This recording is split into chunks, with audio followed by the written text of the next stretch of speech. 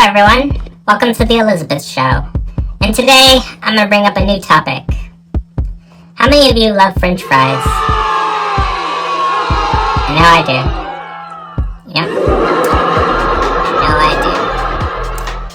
Well anyway, we're not going to talk about French fries. That was just a warm up to see if you guys would like to hear what I said. Okay, now I'm going to dive into the deep coats of horror. Today we're going to talk about horror. Yep. We'll drop comedy in a second. Let me just tell you some horror stories, okay? Once upon a time, there was this young woman named Vanilla White. She was so connected to curiosity. She was a very, very great, precious little princess, that one. And she would always wear that red ribbon around her head. Here's the crazy conspiracy theory. When she first aired on the Fork Sisters, she didn't have a ribbon on her head at all. Her face was completely white and blank. That ribbon didn't show up until episode 7 of season 1. And this is where it gets kind of creepy. She started channeling some dark energy. She started getting a book called The Red Star, and you guys know where this takes us, right? She basically paid for a book based on double hockey sticks, okay? Now, Vanilla White didn't know any better, okay? She was just being a chatterbox, curious teenager, and as you can see, a lot of teenagers don't really know better. They just think whatever they get into is innocent, when really, it's not. Vanilla White got married at 14, which is very, very young for a little child like herself. She was only 14 when she got married by Brian Gates. And notice how I told you how Brian Gates creeped me out? Yeah, I told you the segment about his crazy mischief. Well, now I'm going to dive into his wife, Vanilla White. Okay. She was reading this book called The Red Star, and she was unraveling some crazy cryptions. She read a book about this guy, also known as Cameron. You know, the desolate one. She was reading the book about Cameron, and when she found out what his power was, she couldn't stop the temptation of reading it, because it was interesting at first. But as she kept reading that book, it led to some dark truth, see? Cameron Ka is a fallen demon spirit, and the more she read about that book, the more knowledge she was able to contain. And you'll never believe this. Vanilla White is secretly an angel in disguise. She may look like your average white fork. She's more than just a fork. She's a fork archangel. Now, I did some digging up research and cracked a few codes. Vanilla White is not who you think she is. She's the omen. She's the warning that we were all told about. She can look charming, peaceful, curious, and quietly witty at times. But the only thing you would not know about Vanilla White is how her dark, mysterious side glows when she reads that book. She summoned Cameron Ka, and it attacked her celestial body. Cameron Ka is a 2,000-year-old demon that's been cast down from the oblivion from over 2,035 years. And this demon is still trying to haunt Vanilla White because apparently she can't burn the book or bury it. It has to stay sacred, because even if the book is evil, you can't burn it technically. Which makes this story even more creepy and more bone-chilling, because we know there's books based on good and evil, we have to remember they can't be burned. Because it's true. When I heard about Cameron Ka, I was very scared. It was a very, very dark night. Me and Brittany snuck through Vanilla White's window because we were trying to invite ourselves, because Calamari invited herself to Vanilla White's house. I was jealous, and I brought Brittany to this adventure where we would go together, and we would go inside, and I would tell Brittany to shut up. I told her, shut up. You don't want them to wake up. So we went inside Vanilla White's house, you know, acting kind of cryptic. And then, after a while, like I said, in episode 8 through episode 13 was a sleepover too. Episode 13 is when I had to hire an exorcist to come and exorcise the demon out of Vanilla White. Vanilla White doesn't think she's possessed. Let me tell you. Let me get closer. She is. She always was. I am in Vanilla's body. That's why when you see her, don't be surprised. I feel so alive. She's not someone you want to be surprised about. Time to make my move. Just be aware. She has surprises up her sleeve. The party has just begun. So many surprises. I'll start off with Elizabeth. It would fool the masses.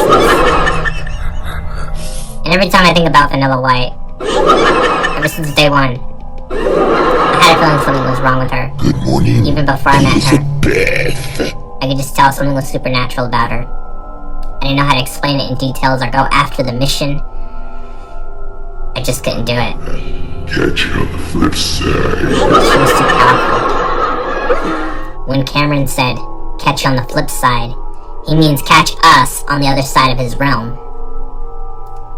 And it's bone-chilling to hear that, because I had to get Sister Sarah to team up with Sister Mary, and they had to exorcise that demon out of Vanilla. Once they had that, Vanilla White's face and complexion was all back to normal. Her eyes were no longer red, and her body was not all wrinkly and scratched up. She got her normal white complexion back, which pretty much startled a lot of the audience. They thought they were going to come back with this delicate girl immediately. It took a process to do this.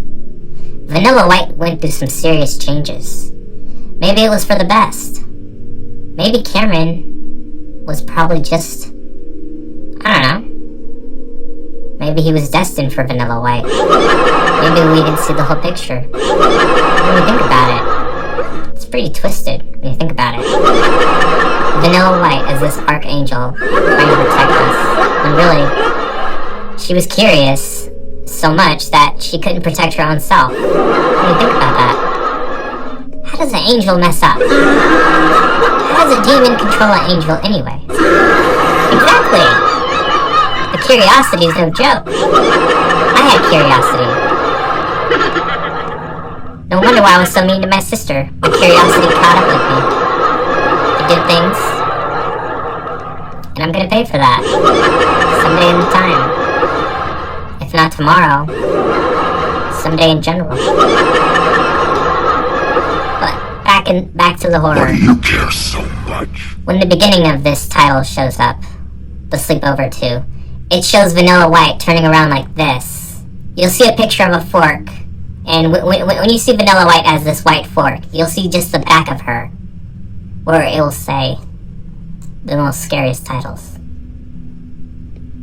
And that scary voice in the background at the very beginning of those credits. Totally defecating. Totally scary. It scared me. No. You know what's funny? When I was acting in that one episode, it was worth the money, for real. Especially if this was a blockbuster. You guys would say, no way, Elizabeth. I'd be like, yeah, I was in all of the action. And that's why, when I talked about this segment, it just made me think to myself, I have to talk about it. It has to get out there. People have to see this for themselves. This is no joke. This really did happen. This took place over several counts. Don't know how many in numbers, but yeah, it took counts. No. Yes, Elizabeth. As I turn around and look back, The sacrifices I could have sworn I saw Cameron twice. just begun. But before Vanilla White even said anything about this, she was already in peace. You know, she was sleeping with the angels. Until Cameron came to life the next night, around 3 a.m. Sister Mary knew she had to wake up. Then she had to call Sister Sarah. It was all a whole drama. It went on forever. I told you. We couldn't believe that this exorcism took over 2 hours to be fulfilled. I didn't hear nothing. I couldn't believe it because I was participating in this whole ritual where I was laying down next to this being, and I could not believe it. No, I couldn't believe it. What? What did you do? Nope. Couldn't believe it. Ugh. However, Birds! Oh, I had my moments where I just like looked back and thought to myself, no! what would I have done if it happened again? That's right, I don't know. you devil! I probably would have ran out that window right there. Yeah, I could escape out of Vanilla White's window, but what good would that do? Her window had a curtain over it. I can't even pass through a curtain because I'm a fork. If I go through that door, yeah, a fork can go through that door. But if there's a window that has already a curtain, I don't want to mess up anything in the house, so I have to be smart and exit through this side of the door. Even though there's a window right there, I could technically get out of, but why would I? I was technically outnumbered by this Cameron. Oh my gosh, get this thing away from me! I tried to leave from Cameron, but then Cameron knocked me over like this and pushed me to the ground. Think so. And he said, "You'll never get up, ever in your life." And then Calamari came in the scene and tried to rescue me. Then that's when we hired Sister Sarah to come by. And when Cameron was getting exorcised from out of Vanilla White's body, Cameron was speaking in backwards tongues language, probably saying something really haunting and dark. And I knew from that moment, this spirit had to get redeemed soon. Vanilla White had to get redeemed. She needed all the help she could get.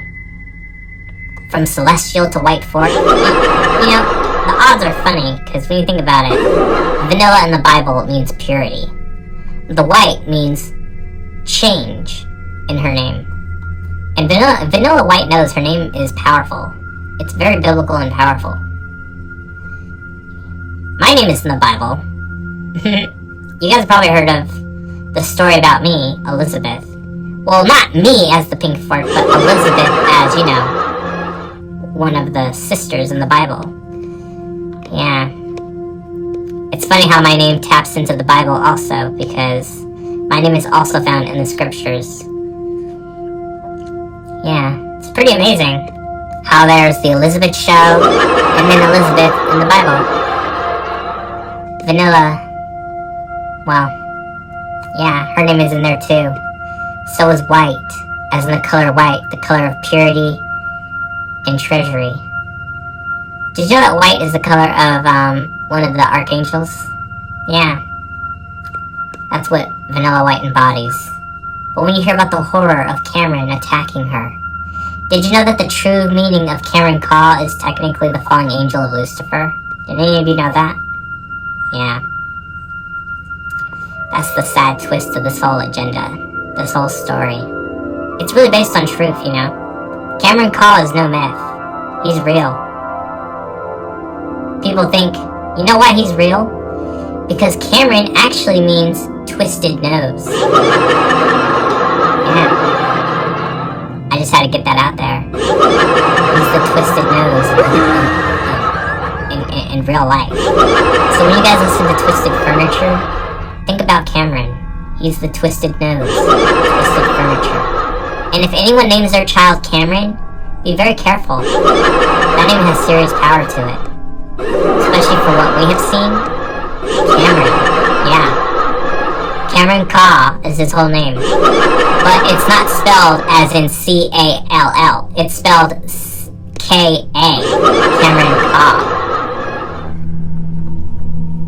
Oh my dear Sister Mary! It takes a lot going through all that, you know? I'm over here just thinking in my mind. It felt so real, even though it was just acting in the Fork Sisters, episode 8 to episode 13. It was so haunting. And then, we discovered something even more mystical than that. But I'll tell you that on the next episode. But anyway, what I want to tell you is all the things we've been going through, from head to toe. We kind of knew what we were going for, but as time changes, you start realizing this is all happening for a reason. We're all being told something, and it's gotta happen, you know? The truth has to come out. I knew my part a long time ago. But I knew if I went by, lots of things could change. Even some things I couldn't control myself, I just had to bear it. matter where I took myself. I knew it would happen sometime in life, but I didn't really expect it to happen this fast and that quick. And as you can see, I've been doing so much that when I think about him, when I think about that spirit, I can never stop thinking about it because it always comes back. Always comes back. Some people claim they hear Cameron when they fall asleep. And I tell people, yeah, he's the twisted nose. The one with the broken nose. That's what Cameron is. He's a broken, twisted figure. A figure we thought was all our imagination. No. He was not our imagination, people. He was real. And if he could attack a celestial being, like Vanilla White, that means he has the whole system fooled. You know what's funny? When Sister Mary and Sister Sarah did that exorcism, he disappeared. And that shadow that you saw in the background of the whole scene disappeared with him. Cameron was controlled by a puppet that kept him alive. People couldn't believe it. How is this figure still living? Oh, that's just it. He needs a vessel, a shell, to stay in prison until he gets sentenced, until he's cast out for good. And yeah, Cameron is bye-bye. But in this segment, Cameron really doesn't have any friends. That's because Cameron isn't known for friends, okay? He's an enemy. He's a conniver. A stealer of trust. He doesn't promise anything to you, and he'll never give any second chances because he's not a second chancer. He's a liar. He's an unpleaser. He doesn't do anything right for you or I. He's evil. When Brian Gates found out about Vanilla White, when he found out his wife was a celestial being, he just couldn't believe it. Brian Gates thought he married a regular white fork chick. But it turned out this wild white fork chick was actually a spiritual guider this entire time. And it freaks me out because I should already know my Bible history, but apparently I haven't been cracking up enough pages to read the first page of what it says at the very beginning of the context. Remember Dave and Goliath? Picture that. But picture it versus what is in the alternate altar of reality. Let's say you live a life once, and then you realize, I got unfinished business to take care of. Well, if you have unfinished business, it means you have a lot to clean up in your life. Some of you probably think, well, why should I? Because it'll set you free. Now, don't take it the wrong way. We all have our hard times. Cleaning up our ashes, looking past our old stronghold ways, when really, we're all in the same book, just living in different story novels, each time a page is being flipped. We're basically reading who we are and what we do. Because who we are, guess what? Sometimes, even in the future's sake, we just think everything's just going to come our way handed to us. No. When you saw what happened in that episode, you'll never feel the same for a while. And I knew that. I knew. There's just some things out there we just can't rewrite ourselves. They were already documented. They were already printed out in multiple novels from 1969 through 1971, all the way to what we know today.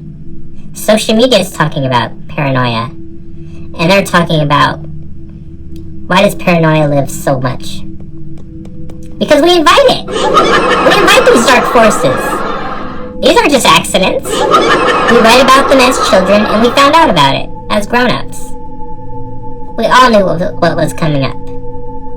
So we should not be surprised for what is ever to come. I mean, we knew something was going to happen, but we didn't think it was going to happen like that. Well, we were wrong. The more it happens, it just seems like we didn't get relief from any of it. And yet, we do all this reading in the Bible, but none of us have changed a bit. I don't understand. Do we need to be tutored or something? Do we need to see a therapist? I mean, look at us. Look at all of us. I'm not trying to scare you guys. I'm trying to prove a point. Look at us. I'm a talking pink plastic fork. And you guys see me. On the Fork Sisters. Like, you think that's just regular entertainment. What if I told you that the Fork Sisters is based on a secret truth? That some of you have been bidding on for weeks and years. Our show has been around almost for 2 years so far. And the reason why I say that is because our first show aired on March... I think it was on March the 22nd or March the 17th. Well, anyway, it was one of those days, okay? The show took place in March. And as the show got more creative, experiments started getting more for real. We started seeing things differently happening to us. Now we understand the gratifications that we are being placed. Now we understand, everyone, that our show was based on true events, just with plastic media underneath it. But yeah, if you guys are watching the Elizabeth Show, I'm bringing out multiple facts of history. History that you all will channel one day in your life. You'll all grow upon it, and take a piece of this with you when you fall asleep, tonight, or the next day. The choice is up to you, though. Well, hope all of you enjoyed this truth and trivial of horror and facts. Thank you all for watching the Elizabeth Show.